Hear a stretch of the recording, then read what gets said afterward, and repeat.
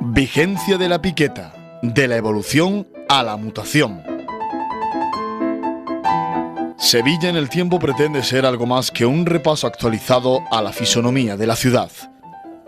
Es la crónica gráfica de los cambios que afectan al urbanismo y al paisaje urbano, sus calles, sus plazas y sus edificios. En definitiva, un acercamiento sin rumbo fijo a la destrucción de su patrimonio arquitectónico, que aquí llaman desarrollo, o en todo caso, evolución natural de un organismo vivo que, como todos los seres que viven, nace, se desarrolla, envejece y muere. Sevilla no sigue la evolución de otras ciudades europeas bien conservadas, porque Sevilla está viva, es muy novelera y es la ciudad mudable por excelencia. Esas otras ciudades no es que sean más cultas, es que están muertas, disecadas o se han convertido en un decorado turístico. Al menos eso dicen por aquí los que de esto saben, lo cual no quita que luego aquellos que sostienen esta tesis regresen de lugares como Siena o Praga entusiasmados con lo que allí han visto. Sevilla en el tiempo le debe mucho a la piqueta, la protagonista indiscutible de estos cambios que intentaremos mostrar en centenares de fotografías de la forma más clara posible, mediante el viejo y efectivo recurso de las imágenes comparativas del antes y el después. Es decir, antes y después del chocolate, que es como de verdad se aprecian los contrastes. Este sistema de poner junto a la foto antigua otra actual captada desde el mismo ángulo tiene ahora especial sentido por los cambios acelerados que se están produciendo en el casco histórico de la ciudad y porque al agudizarse los contrastes surgen cambios inesperados que invitan a la reflexión o sirven para jugar a las 7 diferencias. La piqueta sevillana es viva y alegre como ninguna otra. Incapaz de quedarse quieta, vuelve a estar ahora en un momento dulce, casi tanto como en la época del desarrollismo económico de los años 60 y 70 del pasado siglo, cuando cayeron una tras otra las casas señoriales y populares y se desvirtuaron calles y plazas enteras. Hubo años que se contabilizaron hasta 300 derribos. Y es que nuestros municipios siempre han tenido una particular forma muy eficaz de gestionar el patrimonio y de entender las leyes, porque todo depende de cómo se interprete la letra oficial. Y aquí saben hacerlo a las 1000 maravillas para que la piqueta no encuentre la menor traba en su trabajo. Aquí, por suerte, para esta serie de Sevilla en el tiempo, resulta perfectamente comprensible que un monumento pueda ser derribado de forma parcial o más que parcial, como ahora el Palacio San Telmo, o incluso en su totalidad, como ocurrió con la antigua universidad de la calle La Araña, para bien del arte que allí se enseña. Además, podemos estar tranquilos, porque lo de San Telmo sucede justo detrás de la Hispalense, y allí hay gente que de esto sabe lo suyo, y lo que va a ocurrir en el Jardín del Prado, la tala masiva de árboles en nombre de la cultura, está delante de la antigua fábrica de tabacos. De haber prosperado una idea de progreso a finales de los años 60 del siglo pasado, hoy no existiría el Palacio de Montpensier, sino un hotel de lujo en edificio de nueva planta, y la antigua portada hubiera sido colocada en otro lugar distinto, en este baile de portadas que tanto gustaba a los señores académicos de entonces. Esta operación se frenó al instante gracias a una llamada telefónica del arquitecto Rafael Manzano, que tanto ha restaurado en Sevilla, al director general de Bellas Artes, Florentino Pérez Envid, que enseguida activó los trámites para su declaración como monumento nacional. Pérez Envid se volcó con Sevilla. La piqueta sevillana es bien recibida en toda la ciudad, pero mucho más de murallas adentro, como es natural, hasta el punto de haberse convertido en una asidua de los edificios monumentales, desbancando a las herramientas del restaurador o del artesano especializado.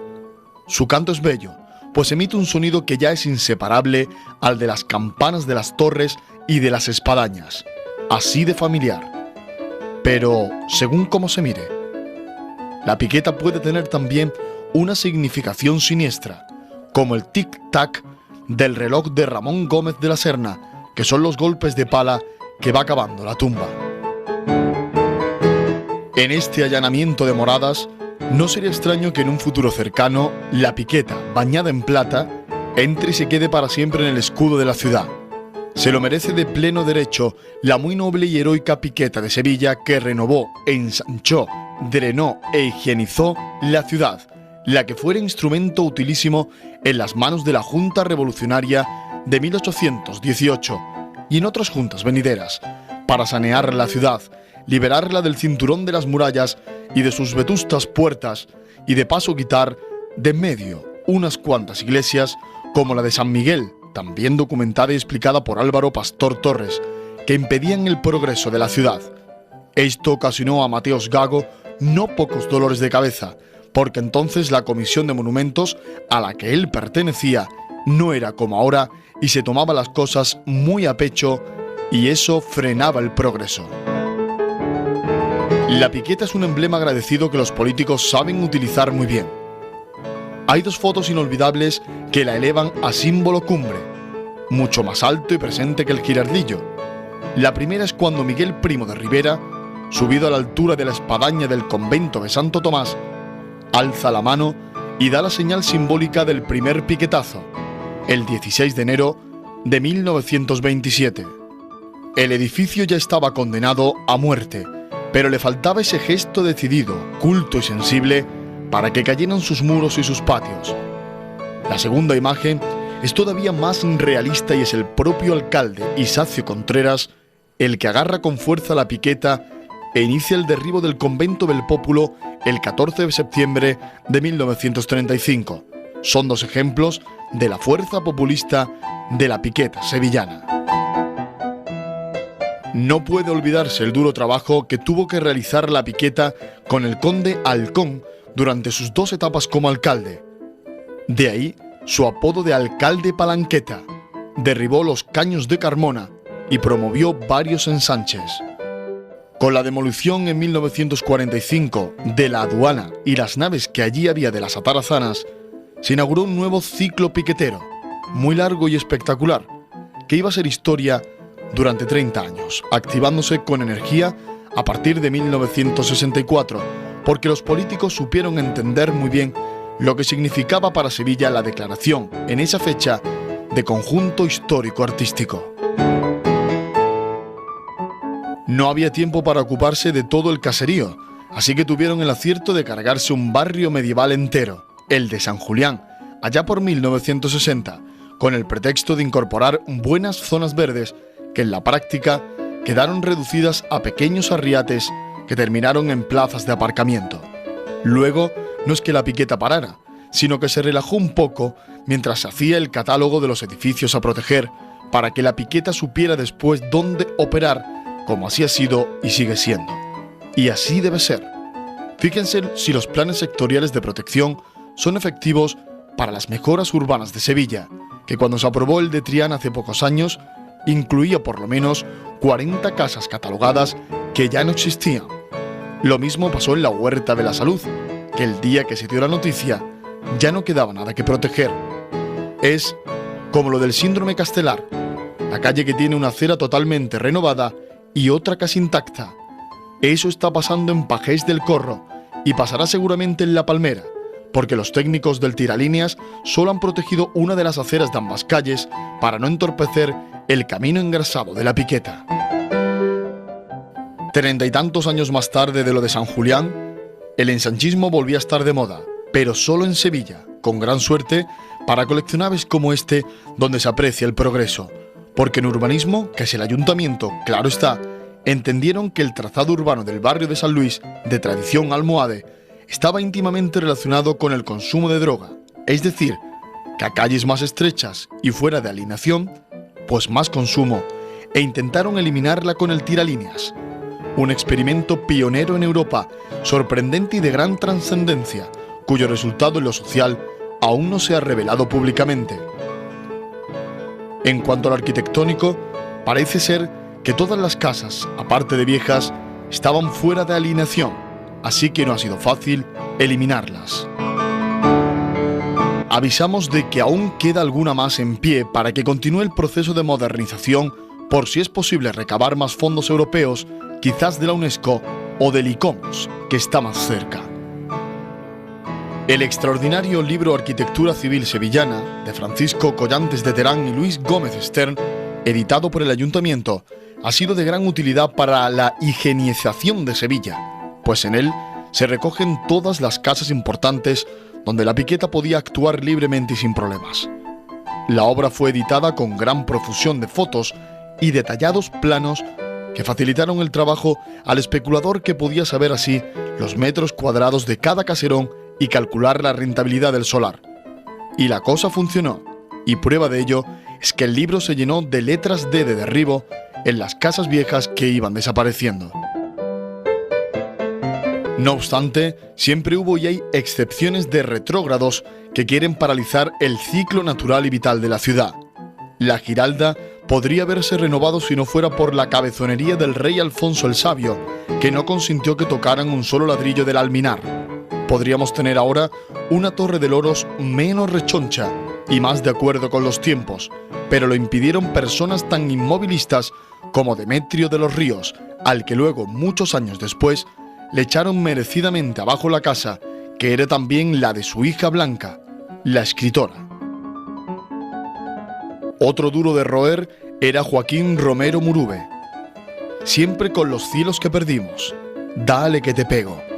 En 1967 escribió: La Caseta, que es una copia de la casa sevillana, se convertirá en algo falso y arqueológico cuando ya no exista la casa típica sevillana, lo que está a punto de ocurrir.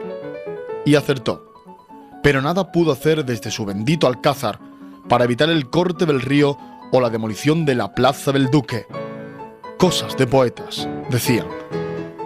La arquitectura popular sevillana se ha perdido definitivamente, porque aquí las cartas internacionales sobre arquitectura vernácula se leen de otra manera, y los libros sobre la materia, los que escribieron García Mercadal, el que diseñó la Plaza de Cuba, o Carlos Flores, no llegan.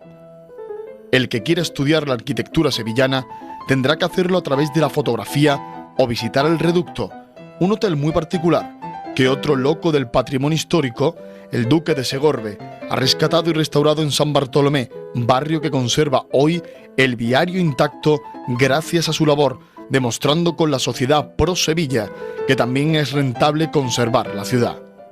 Pero lo importante para esta publicación y otras similares es que el paisaje urbano vaya cambiando.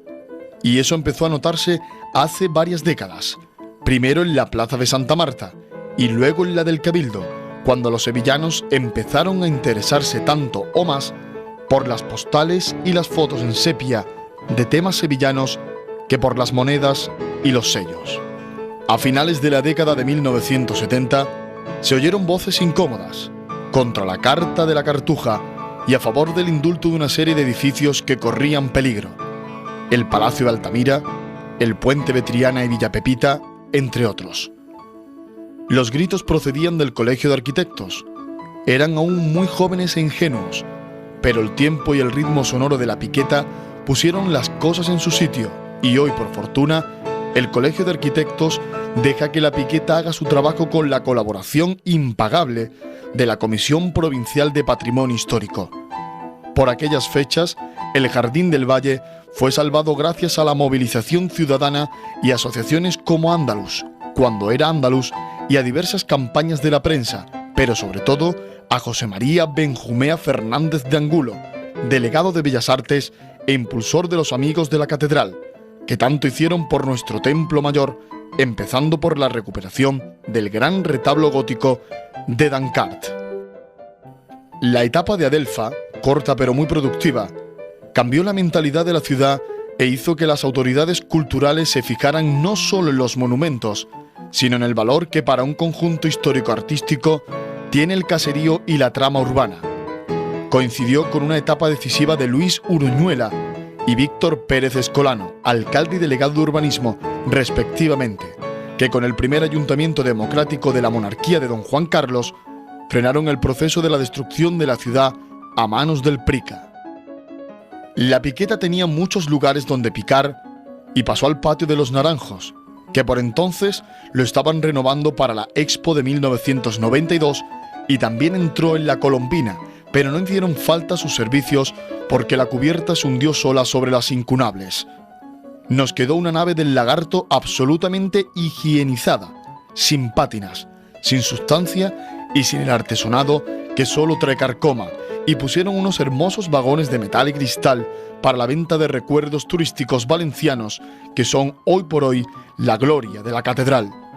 Pero antes hay que recordar un hecho importante que tuvo lugar a principios de la década de los 80, y es la restauración integral de la Giralda por Alfonso Jiménez y José María Cabeza, que significó también el redescubrimiento de la veleta, de la que se habló luego más que de la propia torre.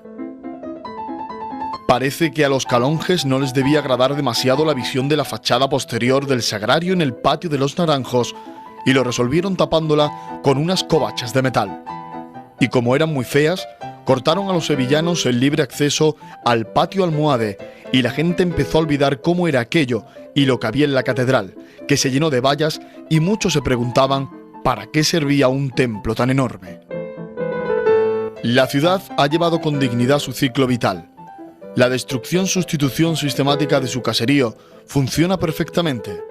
El otro día veíamos con agrado cómo de la casa de Bermondo Resta, en el Postigo del Carbón, salía una excavadora, igual que en su día salió de la casa de los Tavera, donde Lope de Vega situó su obra La Estrella de Sevilla. Una escena parecida habíase visto en el solar de la Encarnación, en lo que hace unos años se creyó que era un yacimiento romano. ¡Qué imaginación! Las dudas quedaron despejadas cuando en lo que parecía ser una casa romana aparcó una maquinaria pesada, y posteriormente llamaron a un cultivador de setas alemán para que por lo menos fuera un solar productivo. Como casi todos los barrios del centro histórico se han renovado, la piqueta ha tenido que trasladarse a Los Remedios, que ya le toca. Y ya es tarde, como diría Romero Murube, para sacar algunas fotos de este barrio que puedan engrosar series como esta en un futuro.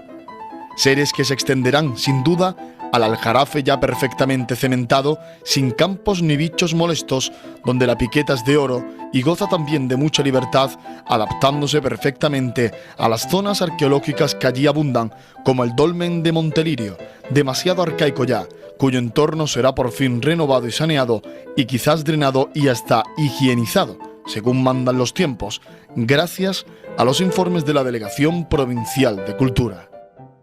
Hace pocos años, este organismo fue valiente a la hora de enfrentarse con un yacimiento extraordinario, pero que resultaba ser un verdadero estorbo en la avenida de Roma, donde iba a ir un aparcamiento ya en uso. Nada menos que el puerto romano de Hispalis, con casas porticadas y calzadas.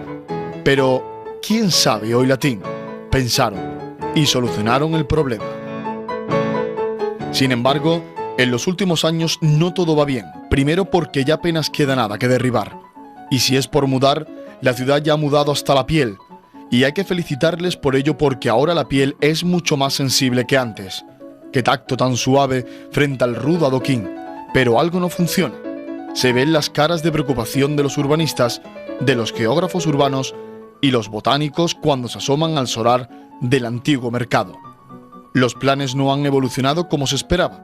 Después de que una empresa cementera otorgara al proyecto saneador un premio a la arquitectura sostenible, lo que allí se observa son verdaderas mutaciones muy espectaculares en forma de setas gigantescas imposibles de parar, que han adulterado por completo la visión que se tenía de la plaza y que amenaza ahora con invadir la de al lado, tan redonda, tan acabada, con la fuente en el centro. No queda ahí la cosa. En la última muda, la piel ha resultado de una calidad tan sensible que las farolas han mutado en duchas de acero absolutamente inútiles porque no dan agua.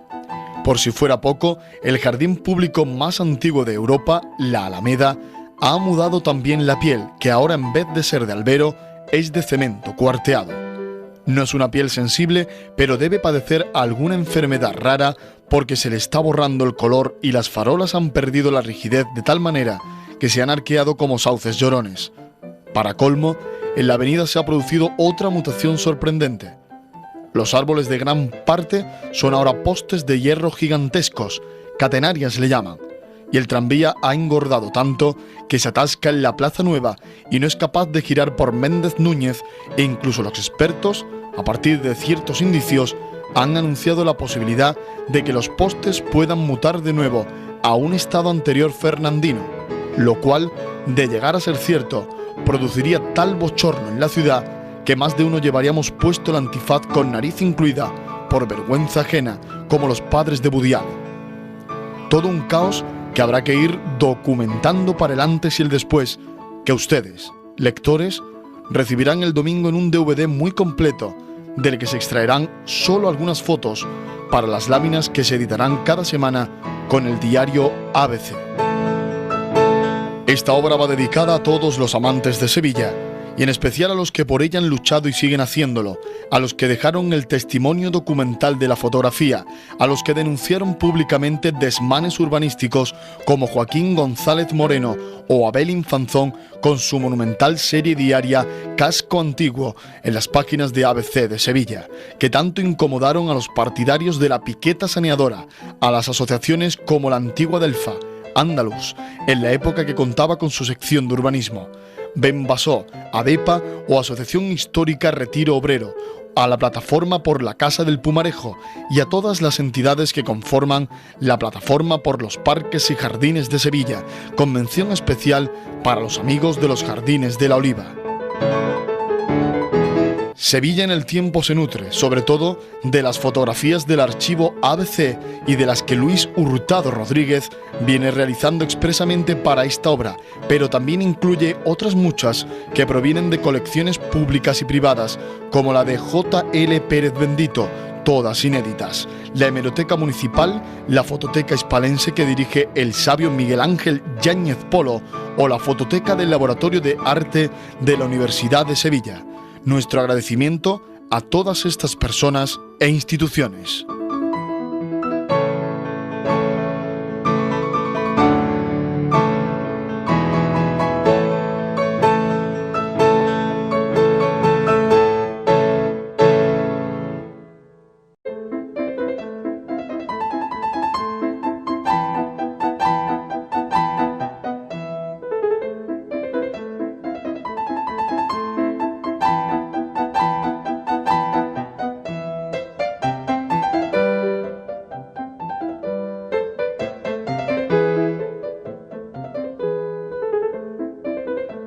En la década de 1880, Levi fotografió este abrevadero que había delante del Hospital de las Cinco Llagas, en el camino viejo que llevaba al cementerio, hoy calle Don Fadrique, un lugar estratégico a la entrada de Sevilla, donde el ganado descansaba y saciaba su sed. Ahora es un enclave absolutamente urbano y en vez de vacas hay bicicletas.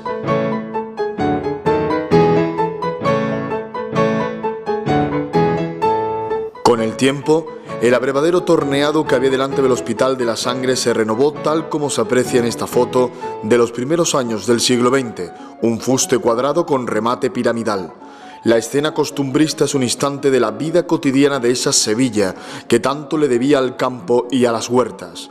Los cisqueros hacen un alto en el camino para llenar los barriles de agua y dar de beber a las bestias.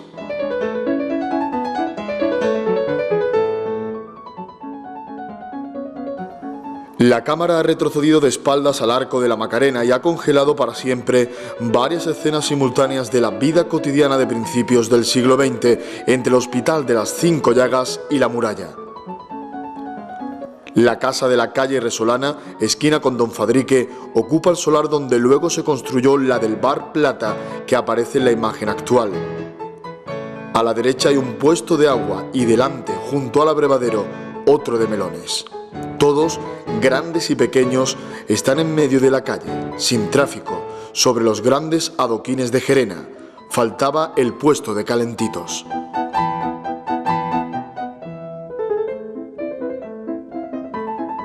El fotógrafo se ha dado la vuelta y ahora tiene a su espalda el Hospital de las Cinco Llagas.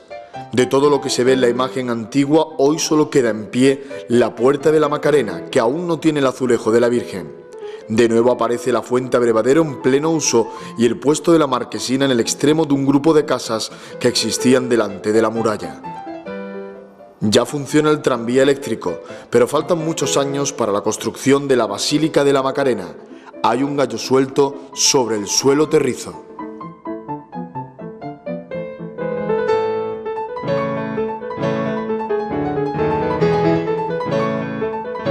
La Puerta de la Macarena era una de las entradas habituales de los reyes que atravesaban la ciudad desde la calle Real, actual San Luis, hasta el Alcázar. La puerta, libro de la piqueta destructora del siglo XIX.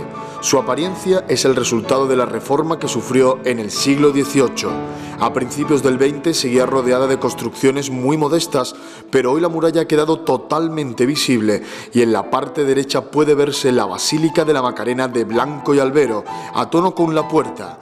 El retablo de azulejos de la Virgen que corona el arco fue realizado por Manuel Rodríguez y Pérez de Tudela en 1922.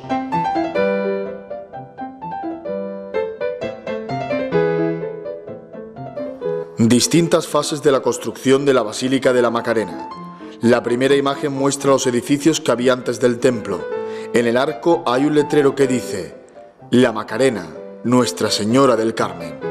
En la segunda, de 1946, el núcleo principal del edificio, obra de Aurelio Gómez Millán, ya está en pie.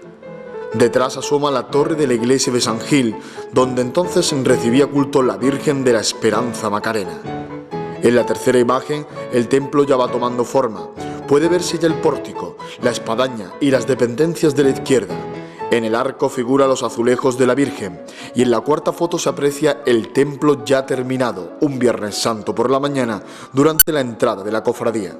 A la espadaña le faltaba el último cuerpo y aún no se había realizado la ampliación de la Casa Hermandad, ni se había terminado fachada de la derecha en el atrio.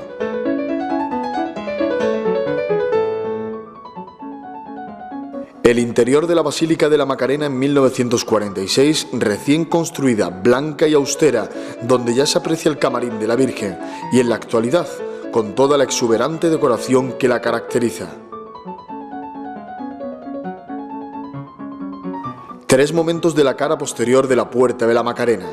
El primero se puede fechar en la segunda década del siglo pasado.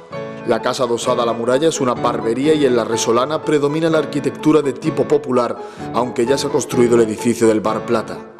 El segundo momento, de principios de la década de 1960, supone un salto considerable en el tiempo, pero la fisonomía de esta zona permanece intacta, salvo la ampliación de la casa de la izquierda y el cambio de uso de un bajo comercial. La barbería es ahora un bar. En la actualidad, la muralla ha quedado libre de construcciones adosadas. Las casas populares de la Resolana han sido reemplazadas por bloques de pisos y el coche lo ha invadido todo. Pasado y presente de la explanada del Hospital de las Cinco Llagas o de la Sangre, como se conocía popularmente. En la fotografía tomada por Laurent hacia 1865, lo que ahora es un jardín muy ordenado era entonces una huerta sin vallar en la que se ve un tendedero con la ropa de los enfermos. El hospital, uno de los mayores y más avanzados de su época, fue fundado por Catalina de Ribera en 1500. En 1546 se puso la primera piedra del proyecto de Martín de Gainza, basado en el Hospital General de Milán. Entre los restantes arquitectos que intervinieron en la obra destacan Asensio de Maeda, Benvenuto Tortello y Hernán Ruiz. El hospital se clausuró en 1972 y ha sido rehabilitado entre 1982 y 1992 por Alfonso Jiménez Martín y Pedro Rodríguez Pérez, para sede del Parlamento de Andalucía, su actual uso. En esta etapa se reconstruyó la balaustrada que aparece en la imagen actual.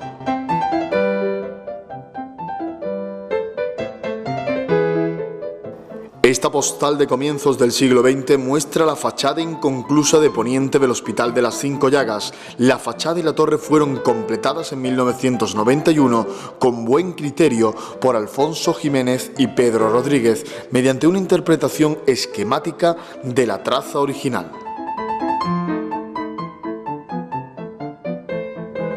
El patio del Cardenal del Hospital de las Cinco Llagas antes, en 1978, y después de la restauración. Del jardín descontrolado a la cuadrícula cruciforme donde crece el que dicen que es el ficus mejor cuidado de Sevilla, a punto de florecer. El patio de la botica del antiguo Hospital de las Cinco Llagas es una fotografía de 1981 y en la actualidad, una vez restaurado por Alfonso Jiménez Martín y Pedro Rodríguez Pérez, se eliminaron los añadidos, se recuperaron las galerías altas, el muro de la galería baja y se ordenó el jardín con la inclusión de una fuente de más calidad estética que la anterior.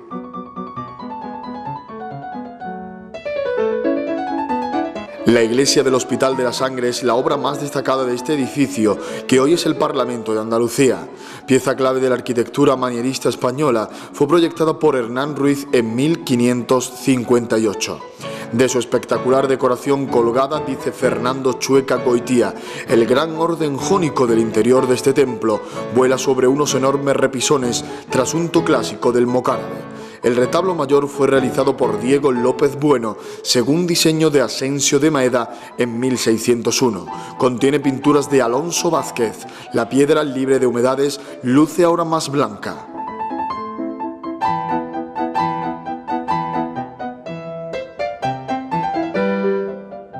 La escalera del Hospital de las Cinco Llagas en 1977 y en la actualidad, después de la restauración. Durante el siglo XX el Hospital de las Cinco Llagas sufrió multitud de reformas, compartimentaciones, añadidos y entreplantas como respuestas a las necesidades de cada momento. Con la rehabilitación para sede del Parlamento de Andalucía, el edificio recobró sus proporciones originales, eliminándose muchos de estos añadidos, como el de la logia de la entrada principal, en la que se recuperaron los arcos de los extremos, muy adulterados por el aprovechamiento del espacio. La imagen más antigua es de 1964. Durante la primera mitad del siglo XX subsistió este grupo de casas que había delante de la muralla y frente al Hospital de la Sangre. Formaban una calle que llegaba hasta el Arco de la Macarena, como un pequeño arrabal íntimo en zona terriza. Con el derribo de estas construcciones se ensanchó la ronda y la muralla recobró su protagonismo. Pasado y presente del exterior del convento de capuchinos, situado en la ronda a la que da nombre. En la década de 1920 el edificio mostraba este aspecto propio de los monasterios que están fuera del casco urbano de la ciudad, es decir, el de un edificio exento, abierto a la naturaleza y al cielo, protegido por un muro que hoy se conserva parcialmente, en el que se abrían dos puertas de entrada al compás o jardín delantero. La primera está orientada directamente a la iglesia y la segunda marcaba un espacio propio acodado que le daba cierta intimidad. Pero este paisaje conventual hace tiempo que se ha alterado de manera radical desde que se construyó la gasolinera que llega justamente hasta la portada principal. Murillo pintó para el retablo principal de este convento algunos de sus cuadros más conocidos, como el Abrazo de Cristo a San Francisco o la Virgen de la Servilleta, ambos en el Museo de Bellas Artes de Sevilla. Una plaza de San Julián descolorida. Los niños juegan como en el patio del colegio, sin temor a ser atropellados, y en el aire se condensa cierta melancolía. Son los años 40 del siglo pasado. La cruz de la parroquia ha sustituido a otra del siglo XVII, que recordaba a los que murieron a causa de la peste. En la imagen actual, la única casa que se mantiene intacta es la del centro, donde estuvo el antiguo asilo de San Cayetano. Era una guardería benéfica para niños. El pedestal de la cruz ha cambiado y la iglesia tiene adosadas unas dependencias que tapan la ventanita mudéjar de arcos lobulados. La iglesia de Santa Lucía en 4 imágenes. La primera corresponde a un dibujo realizado por Richard Ford en 1831. El templo, de estilo mudéjar, está entero y en uso, entre casitas de arquitectura popular. La segunda es una fotografía del último tercio del siglo XIX. El caserío es el mismo, pero en la iglesia se observan algunas diferencias. Se han eliminado las almenas de la torre y la cruz de la hornacina de la nave derecha. La tercera imagen es posterior y refleja cierto abandono del templo que se manifiesta en la falta de cal y desperfectos de la fachada. El estado actual es el de una iglesia que ha sido maltratada por el tiempo y posteriormente restaurada. Falta el torreón, el rosetón es ahora circular y la portada es la que figura actualmente en la iglesia de Santa Catalina. Santa Lucía fue clausurada en 1868 y desde entonces ha tenido distintos usos. Hoy es un centro de arte. Templo de Santa Catalina con la portada original de Santa Lucía, montada en 1930. El patio mudéjar de la Casa del Rey Moro durante la restauración de 1982 y en la actualidad. Es una de las viviendas domésticas más antiguas de Sevilla, fechable en el siglo XV como la Casa de los Padilla en la calle Verde o de la calle Argote del Molina 17. La Casa del Rey Moro conserva una huerta trasera que contiene interesantes restos arqueológicos. Otras fotos del patio de la Casa del Rey Moro durante la restauración de 1982 y en la actualidad. La galería alta es de las más interesantes por el peculiar diseño helicoidal de los pilares mudéjares. La casa es sede de la Fundación Blas Infante y su estado de conservación es excelente. En el inicio de la ronda, delante de la muralla de la Macarena y frente al Hospital de la Sangre, hoy Parlamento de Andalucía, había una hilera de casas que fue destruida. La zona se pavimentó con adoquines de Gerena en 1960, donde había unas catenarias menos aparatosas que las de hoy día.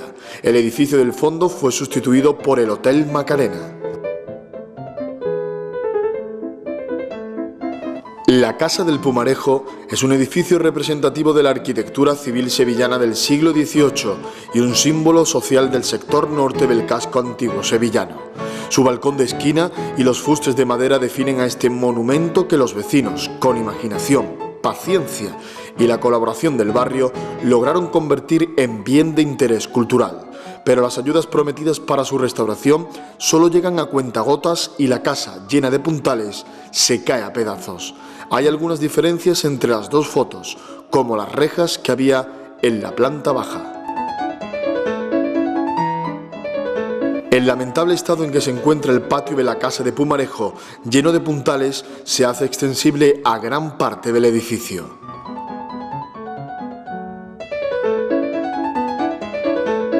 Antes y después de las antiguas atahonas municipales de la Plaza de Pumarejo. Era un edificio de 1787 que fue destruido 200 años más tarde, a excepción de la portada. La fachada principal de la nueva construcción recuerda a la anterior, pero sin las proporciones originales ni los remates que la caracterizaban. Era conocida como la Casa Mudéjar porque en el patio interior destacaba un pilar ochavado de ladrillo de muy buena factura que podría fecharse en el siglo XV, pero la casa, situada en la calle Padre Manjón 7, que lucía una placa de seguros de incendios, cayó en 1978, un año después de la foto, sin el permiso de la Comisión Provincial de Patrimonio. En su lugar se construyó el edificio que figura en la imagen actual. La tercera y la cuarta imagen corresponden al patio y al pilar mudéjar.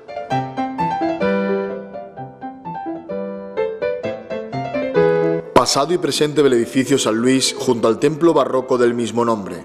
La imagen antigua de la segunda mitad del siglo XIX muestra una fachada distinta que luego se recreció hasta unificarse en altura. Con la reforma desapareció la portada de la calle San Luis y la gran cúpula central de la iglesia quedó oculta desde este ángulo. El edificio es hoy el Centro Andaluz de Teatro. La calle Arrayán en 1977 y en la actualidad. Algo había en esta calle que la hermanaba con el Callejón del Agua. El abandono y la ruina del tramo que desembocaba en la iglesia de Omnius Actorum habían descarnado la tapia de la acera del Palacio de los Marqueses de la Algaba y por ella asomaba la vegetación produciendo un efecto pintoresco. Toda la acera fue edificada sin gran fortuna en un barrio, el de San Luis, que es ejemplo de destrucción premeditada, tanto del caserío como del trazado urbano. Todavía en el año 1993 quedaban en la calle San Luis algunas hileras de casas tradicionales, pero en la actualidad, tras una etapa de destrucción continua, apenas queda nada de la arquitectura modesta de los siglos XVII y XVIII, que era la que daba consistencia al urbanismo sevillano.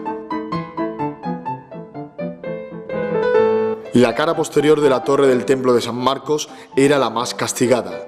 Añadidos, huecos cegados y la falta de remates antes de la restauración que llevó a cabo Aníbal González en 1916. Hoy la torre, después unas obras recientes, vuelve a lucir, como en sus mejores tiempos, su decoración mudéjar original.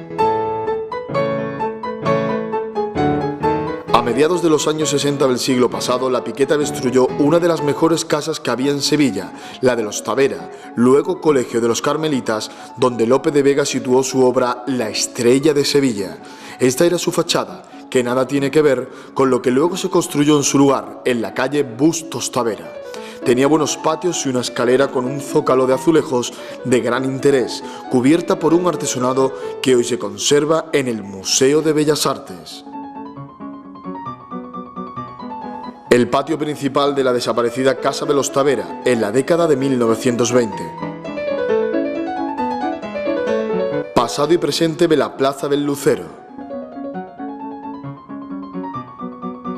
Dos fotografías aéreas del barrio de San Julián. La primera, de mediados de la década de 1960, muestra el gran solar al que quedó reducido por acción de la Piqueta, uno de los mayores atentados contra el patrimonio urbano de Sevilla en el siglo XX. En medio del solar quedaba todavía la cervecería Baturone, que tenía la entrada por la ronda. Más abajo, pegado a la muralla, se ve la iglesia de San Hermenegildo y frente a ella, en la otra acera, el convento de capuchinos con bastante aire y vegetación alrededor. Sevilla estaba creciendo, pero aún era una ciudad muy ahuecada, muy distinta a la de hoy, tan maciza y colmatada por grandes bloques, donde antes había un urbanismo de casitas bajas que formaban un tejido medieval.